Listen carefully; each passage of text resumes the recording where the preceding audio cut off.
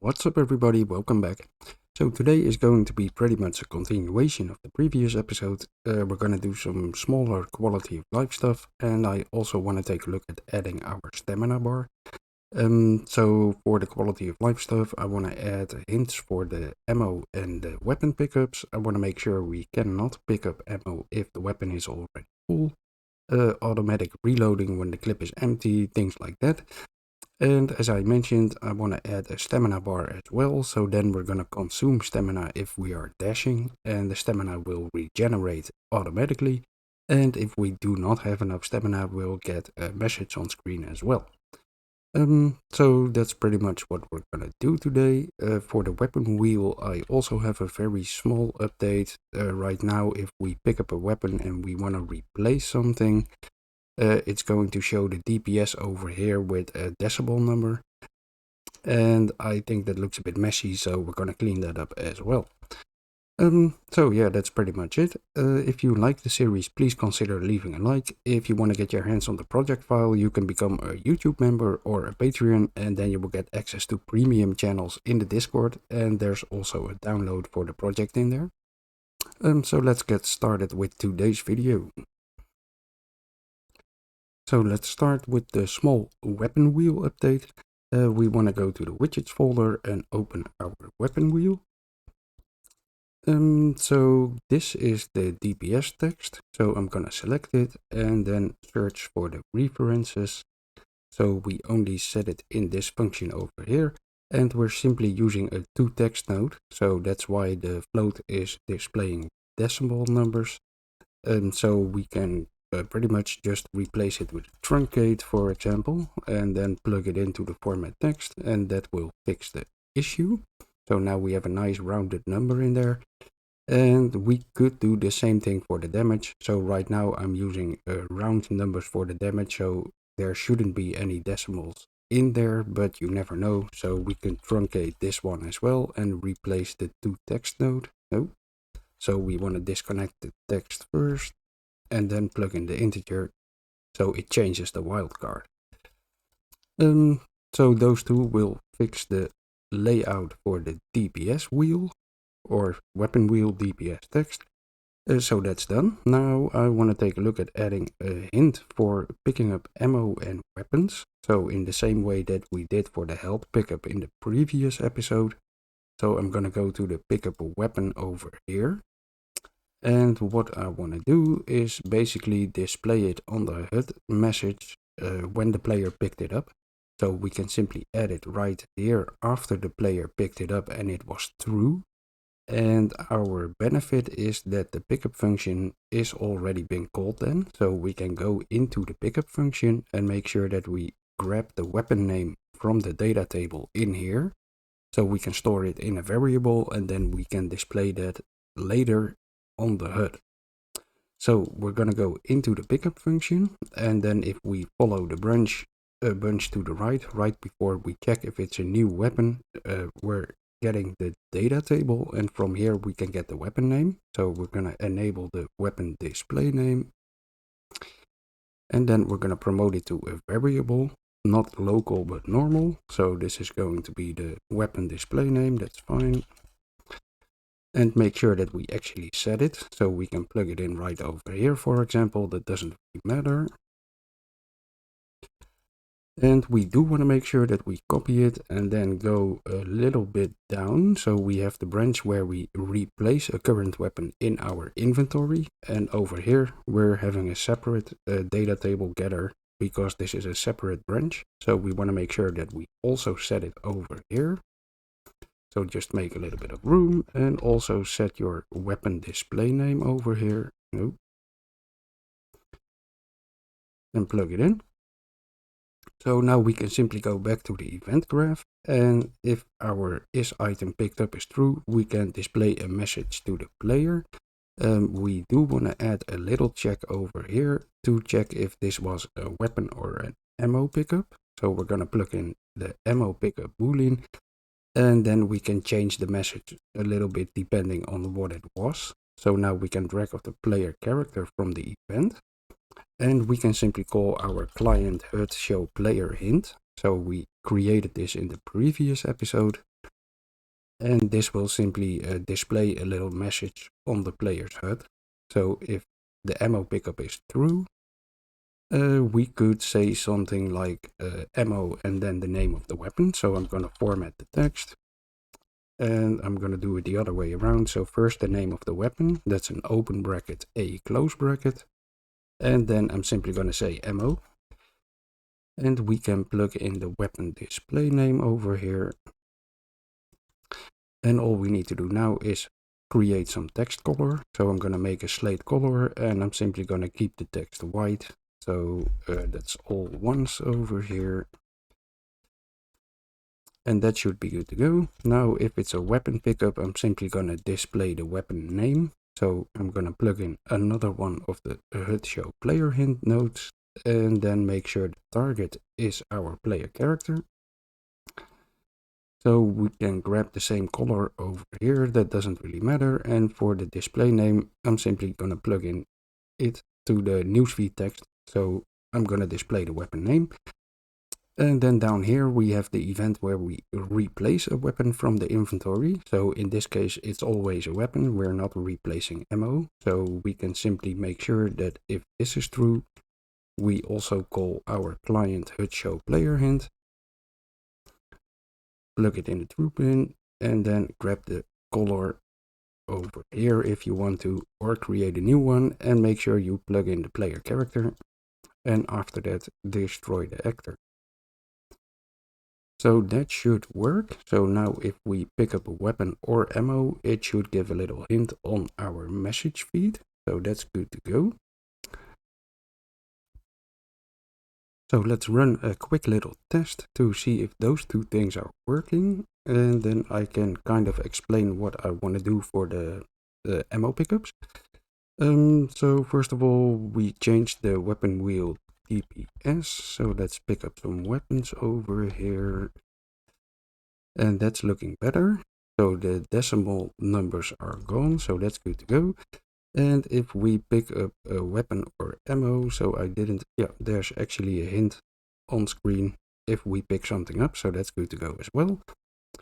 So as I mentioned, I want to block picking up the ammo if we already have full ammo. So right now I'm currently full ammo and I was able to pick it up, so I don't want that to happen. And if that happens, I want to display a no ammo hint on our HUD, but I don't want that no ammo hint to spam. So if it's already on the HUD, I don't want to show it again. And I'm going to make a simple function inside of the in-game HUD to show some default messages. And that way we can simply call that function with a replicated function from the server.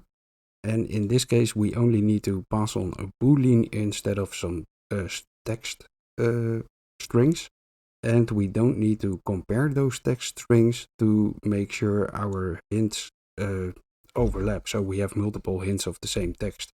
So it's just a bit cheaper to call and a bit easier to check. So we're kind of making a duplicate function, but there's a decent reason to do it. So we're going to go to the in-game HUD, and we have our show player hint function. So I'm going to create a new event, and that's show default player hint. That's going to be an event because we need a delay in there. So let's go to our event graph, and I'm going to create a custom event, show default player hint.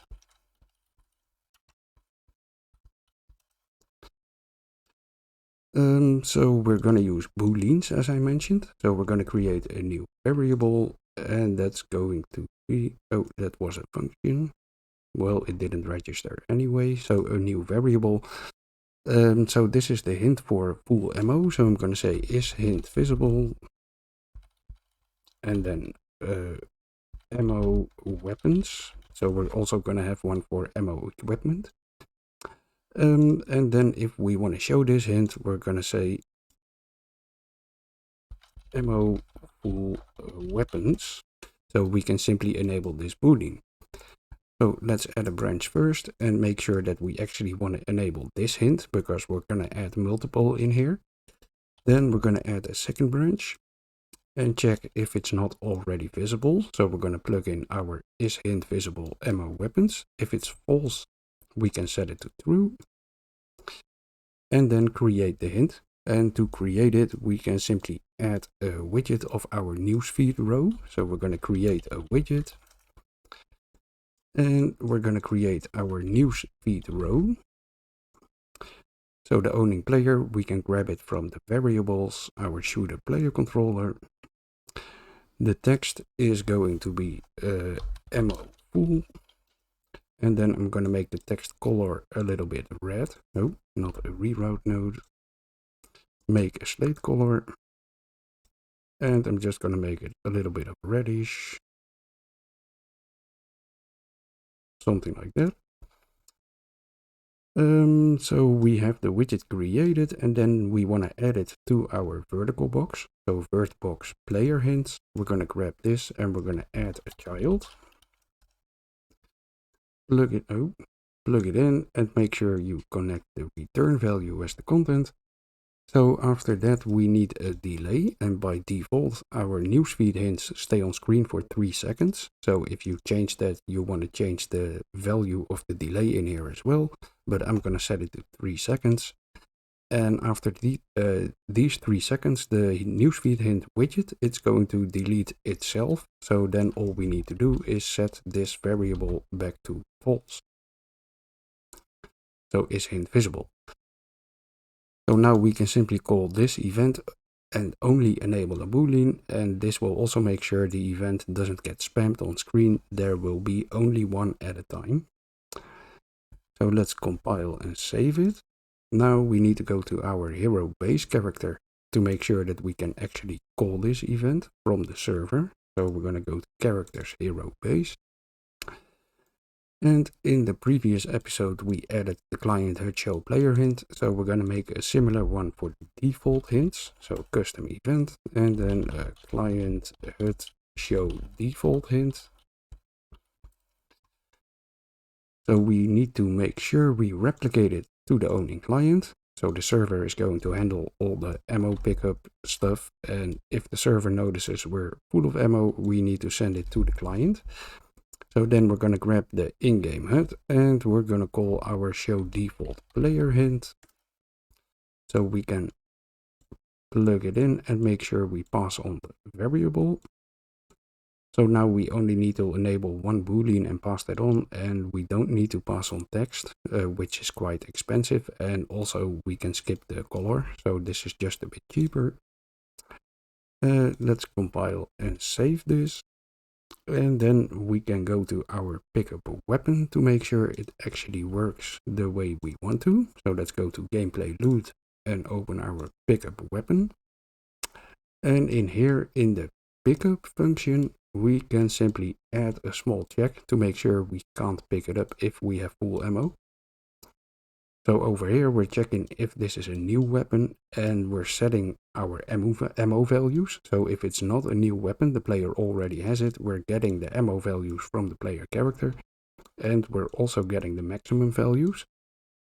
So before we continue over here, we can simply add a branch and check if the player doesn't have full ammo. So we're going to add another branch and move over the execution pins. And then over here, the first thing we want to check if this is a new weapon or not. So let's go to our local variables, local is new weapon. So if this is true, then we can always pick it up. So then we can simply grab the true pin and go back to the previous branch where it was connected to previously. So the loaded ammo clip is -1. If this is not a new weapon, we're going to add a second branch and check the ammo values. So we can simply grab them from the local variables if our local current clip is equal to our local current clip maximum. And do the same thing for the stock. So add an AND node. And then we're going to add the current, compare the current stock to the current stock maximum. And if both of those are true, the weapon is full. So then we can't pick it up. So let's make sure we hook up the condition.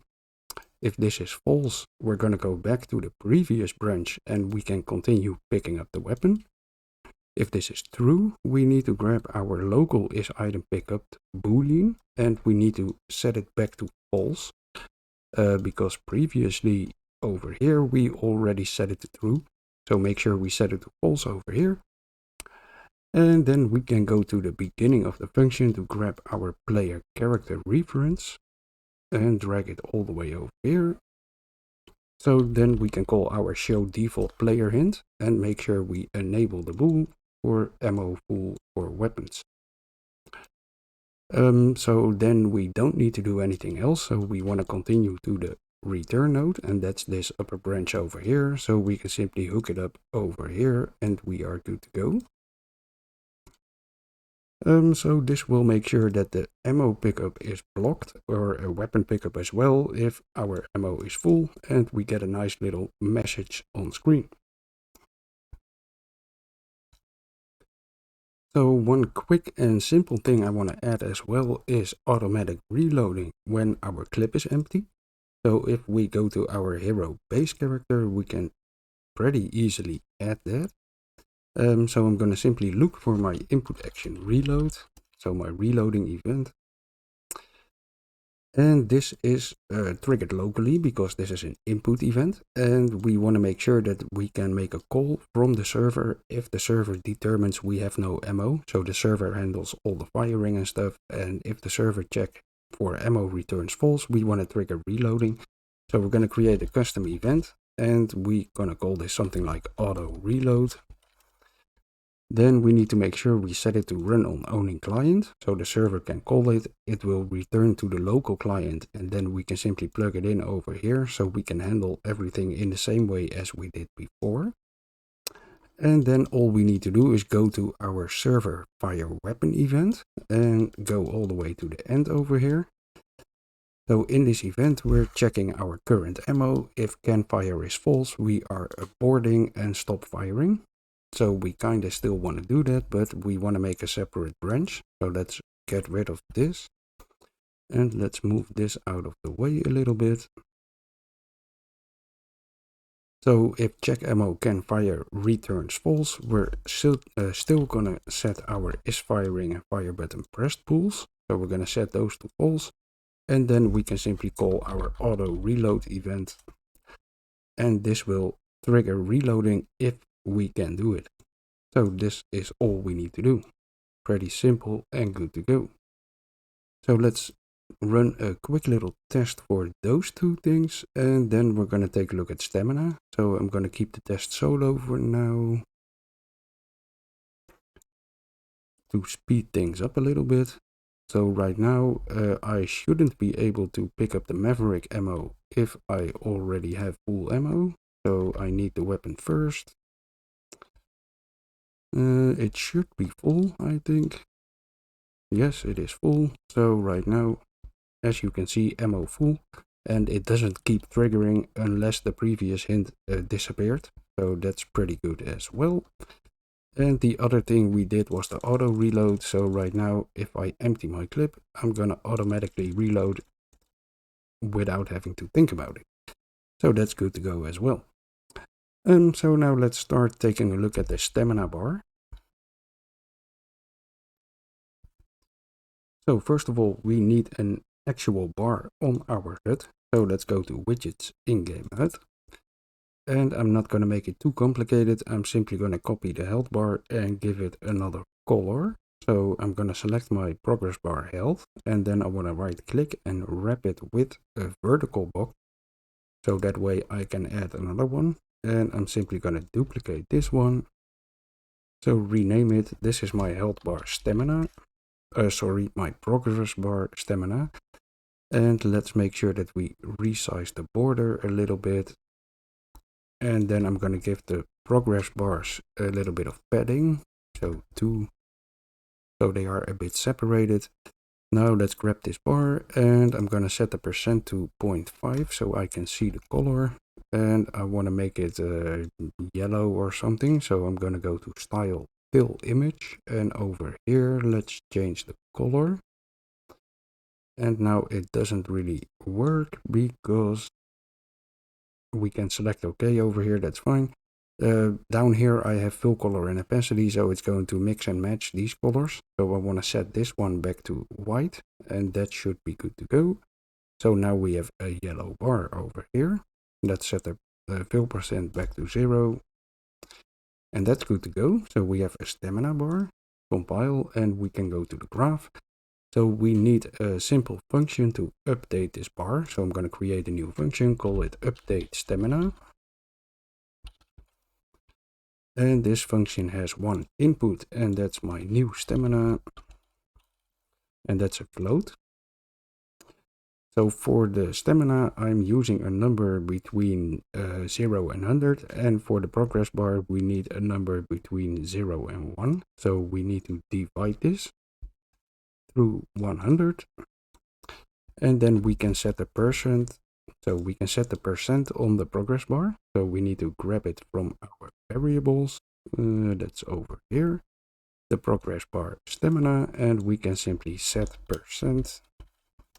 And plug in our float, and that's all we need to do. So compile, and then I want to go to the event graph, and for the show default player hint, I also want to add one for when we are out of stamina. So I'm going to go to the variables and duplicate this one, is hint visible, and I'm going to call this one no stamina. So we want to add this to the input of the event as well. So let's call it no stamina. And that's a boolean. So let's grab a second branch over here, and I'm going to only plug it into the false bin and then hook this one up. So if you want to be able to enable multiple hints at the same time, you also want to grab the end of this execution pin and plug it in over here. But I don't think it really makes sense. So I'm just going to do it like this. That should work fine. Then if this is true, we want to check the current value. So we're going to plug in our stamina visibility bool. And if this is false, then we want to set it to true and add the widget. So false, plug it in and set it to true. And we can copy all of this stuff except for the last boolean over here. So for the text, we can simply change it in here. So I'm going to say not enough stamina. I'm going to keep the text red. That should be fine. Then add it to the word box, add a delay. And after that, we want to set the boolean back to false. So that should be good as well. And now we can trigger it from the default player hints. So let's compile and save it. And now we want to go into the character and make the final changes in there. So first let's open our base character. And then I'm going to try to explain what I want to do in here. Let's start with the construction script. So in the previous episode we added the health max, and I also added strength and stamina maximum. So make sure you also have a maximum value for your stamina over here. Make sure that's actually set up and add it to both of the branches. So you have a team deathmatch branch and you also want to set it in here. And then obviously we're going to use this stamina value to control our current stamina. And we want to regenerate it over time. So for that, we're going to use a timer.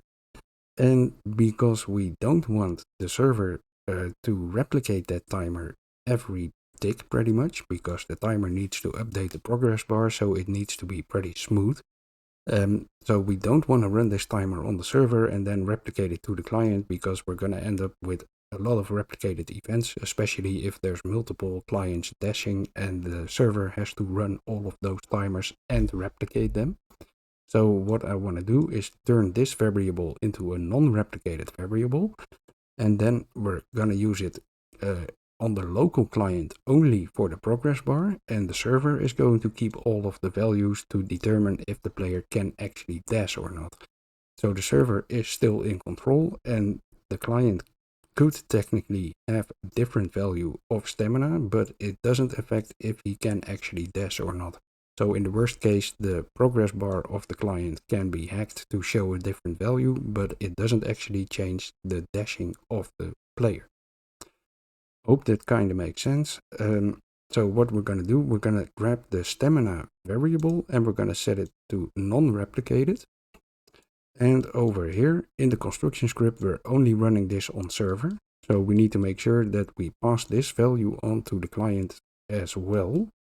So we're going to go to the event graph and we want to go to our event begin play. So that's all the way over here. And if we go a bunch to the right, we have a isServer branch. So behind this branch, we're going to call a replicated event to set our stamina values on the local clients. So we're going to create a custom event. And let's call this setup stamina.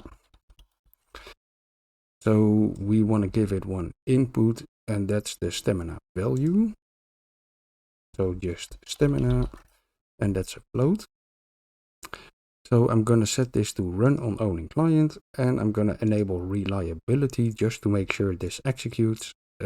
It's only executing once on begin play, and we're only passing on a simple float, so it's nothing too complicated. So I'm not too worried about setting reliability over here.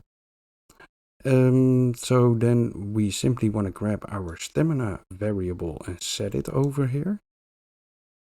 And also make sure we set our stamina maximum variable to the same value. And then we need a third variable, and that's going to be the regeneration rate. So let's duplicate the float one more time, and this is going to be my stamina regen rate. And for now, I'm just going to set it to a static value over here. So you could choose to change this for each individual character and then put it in a data table. So if you do that, then you can set it over here with the node and simply hook it up to the event. For now, I'm just going to keep it simple and set it to 0.25. So we have this event we can call from the server, and we need to execute it on the owning client. So I'm not sure if I only set it wrong and selected the wrong one, but it wasn't correct. So don't run it on server, run it on the owning client. And then from event begin play, if server is true, we're going to call setup stamina.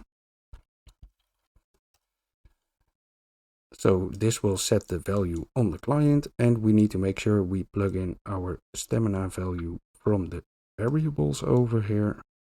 And then for the server, we also want to set the stamina regen rate. So let's plug a setter in over here as well.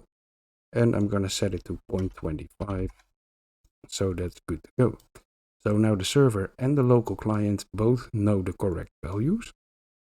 The last thing I want to do is go to the end of begin play.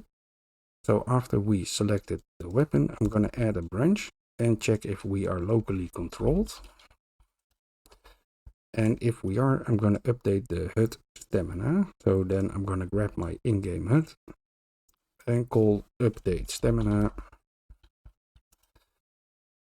Plug this into the true pin and make sure we plug in our stamina variable. There we go. So this will set up the variables and make sure that the widget, the progress bar, is updated at begin play. Now there's one small thing I want to do that's not related to the stamina, but we're going to do it since we're already here doing this. So for this is locally controlled branch, I want to go back and grab the this one, set grenade ammo for the HUD, and just connect it up over there. So right now we have it connected in the server branch, and we're checking if we are locally controlled. If we are not locally controlled, we're calling a replicated event to make sure that we end up on the local client again. If we just grab this event, so the not locally, the not replicated one, and go all the way to the end, we can simply add it right behind our is locally controlled branch, because over here the both branches of the begin play merged again. So all of the instances of the character are in this branch. So we don't need to replicate it, we can simply call it locally.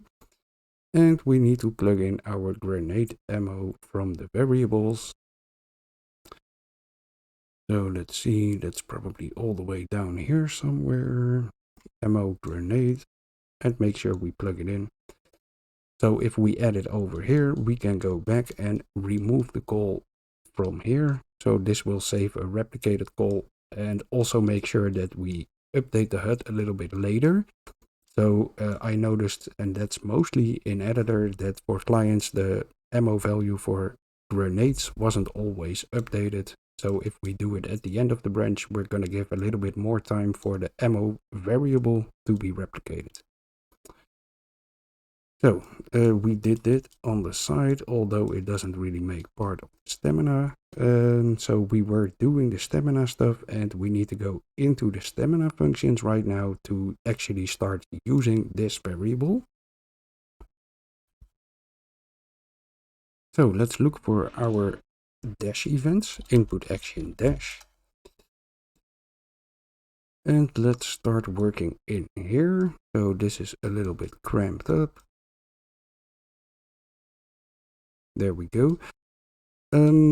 So first of all, what I want to do is make sure this is dashing boolean is going to be replicated, and then we're going to use that to determine if we can or cannot dash. So we need to make sure that the server can set this. Right now we are kind of cheating this because the client simply checks locally if he can dash or not, and the server isn't involved in that. So we're going to fix that as well. So as I mentioned, we're going to grab the is dashing boolean, and for the replication, we're going to set it to replicated. So then it doesn't really make sense to set it over here in the locally input event, because it's a replicated variable, so the server needs to set it. So we can add it over here to our dash cooldown event, because that's always called by the server. So we can plug it in at the beginning before the cooldown starts. We're going to set it to true. After a second, set it back to false. So this will take care of the is dashing boolean. Then what we want to do is go into our can dash event. So over here. And currently we're only checking if we're already dashing and if we're playing a turn montage. So if this is true, then we're going to check our stamina value. So that's disconnected. Grab another branch over here. And if our current stamina is greater than some value, we can dash. So for now, I'm going to set it to 40. So grab my stamina, drag off here, and do is greater than or equal to. And again, you can turn this into a variable and have it change per character or whatever you prefer.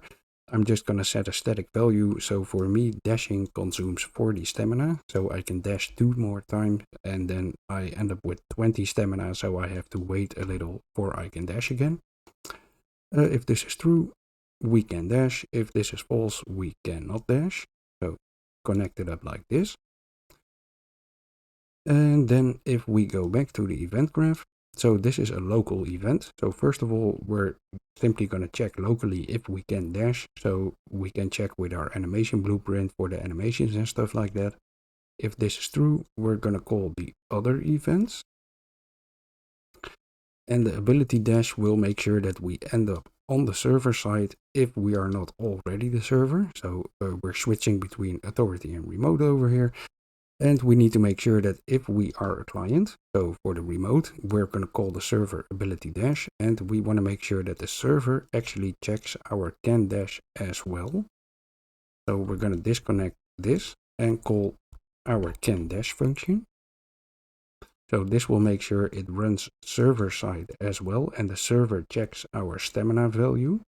And it actually checks the value on the server. So not the local variable on the local client, but the one server side. And then we're going to add a branch in here and only continue if can dash is true. So this will take care of our can or cannot dash. And now we need to handle the timer event. So we want to subtract the stamina amount from our current stamina and then have the timer regenerate. So let's start with the timer part. We're going to grab our current stamina value. And we want to subtract 40 because we just dashed. So we're going to grab the current value, do minus 40. And then we probably want to clamp that. So let's drag off here and do clamp, clamp a float. So the minimum value is going to be 0 and the maximum value is going to be my stamina max. So that's a variable. Return value is going to be our new stamina. And then we want to run a timer. So I need a little bit more room over here. So I'm going to right click and then set a timer by function name. This one. And for the function name, we can simply come up with a name. So I'm going to call this my stamina regen. And I'm going to copy this name so I have it ready to go. Then for the time, I'm going to set it to 0.05 and I'm going to set it to looping. Then drag off the return value and promote it to a variable. This is going to be my stamina timer handle. Timer handle. So we have it stored over here, and now we can add an isValid check right before here. So we're going to grab the stamina timer handle, drag off here and do isValid timer handle. So we can plug it into a boolean in a branch. And if the timer handle is not valid, we're going to create it. If it's already valid, we can simply use our reference that's in here. So that's good to go. And then we want to create a custom event. And we're going to call this stamina regen. So that's the name we put over here in the function name. And that's the event that's going to be called every time this loops. So then we want to grab our current stamina and we want to regenerate it. So we're going to grab a setter and we're also going to grab this clamp node with the maximum stamina. Paste it over here, plug it in. So I'm going to set it to the current stamina with the regen rate added. So let's grab the regen rate and let's grab our stamina. Simply add them together. And plug them into the clamp value pin. So this will increase the current stamina till a maximum of our max. And then I'm going to grab a branch in here. Hello, thank you. And I want to check if we are locally controlled or not. Is locally controlled. And if we are, we want to update our stamina bar on the HUD. So we're going to grab our in-game HUD and call update stamina. And plug in our stamina variable over here. And then the last thing we want to do is add another branch in here, plug in both of the execution pins. And this time we want to check if our current stamina is greater than or equal to our max. So greater than or equal to. Plug in our stamina maximum value. And if this is true, we want to clear and invalidate our timer. So let's hook up the condition and then we're going to grab our timer variable. So the timer handle, drag off here and do clear and invalidate. So plug it in the true pin and this will get rid of the timer. So that should do it. Okay, so now we have two events and this is going to reduce the stamina and then run a timer. The timer will increase the stamina, update the HUD if we are locally controlled. And then if we are we filled up the bar, we're going to get rid of the timer again. So what are we going to do? We have our ability dash event. This is called locally, so this can be the server, but this can also be a client. So we have our switch in here. If we are the server, we're simply going to hook it up over here to the stamina setter. So the server only needs to run it locally. He is the one that determines if a player can dash or not. And he also is the one that needs to update its own HUD. So for the server, it's pretty simple. If you hook it up, this will create one timer and that will regenerate the stamina and will also update the HUD. If we are a client, we run the remote pin over here and we call the server to update, to actually make our dash happen. But we're going to hook up this pin to the timer.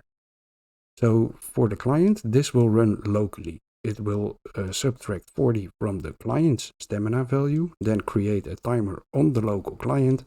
and that timer will be used to update the HUD for the local client. But this doesn't actually change anything for the stamina value from this character that's stored on the server. So the server also executes this event for the client. So we're gonna hook up this pin over here as well. So now if a client dashes, he runs the timer and all of that stuff locally, but the server executes this and also runs the timer for the client value, so on the client's instance of the character. And it will make sure that the stamina value on the server updates, so it will, I don't need to select this. It will update the stamina value on the server, so the client can dash again if it's refilled. So that's pretty much how it's working. So it's running separately on the local client and the server to make sure we don't need to replicate this timer, but it does run at the same time. So technically there could be a small difference between the client and the server, but it's going to be so small that you're not going to notice it. Okay, so that's pretty much it, and that should work. So let's run a little test and see how everything goes. Before we run a test, one small thing. In the can-dash function, I want to add a little hint to the HUD. So we created that default player hint, so we're going to call that over here. If our stamina isn't high enough, so we can simply drag off here, and we want to make sure that we are locally controlled. So let's add another branch in here. And if the locally controlled is false, we're not going to call the player hint. And if it's true, so grab is locally controlled, then we want to call our HUD show default player hint. So we can grab the in-game HUD directly because we are locally, and then call show default player hint and enable no stamina, plug it in the true pin, and then return can dash false. So this will make sure our little hint pops up as well. Okay, compile and save. I'm gonna set up a 2-player game, and then I'm gonna be back for a little test. Okay, game is launching, so let's see what happens.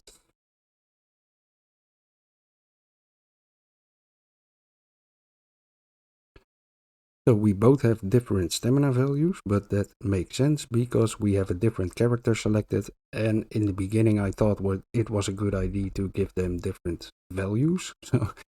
So we have more stamina if we are Quinn, or actually I'm not Quinn, I'm the other guy, Manny.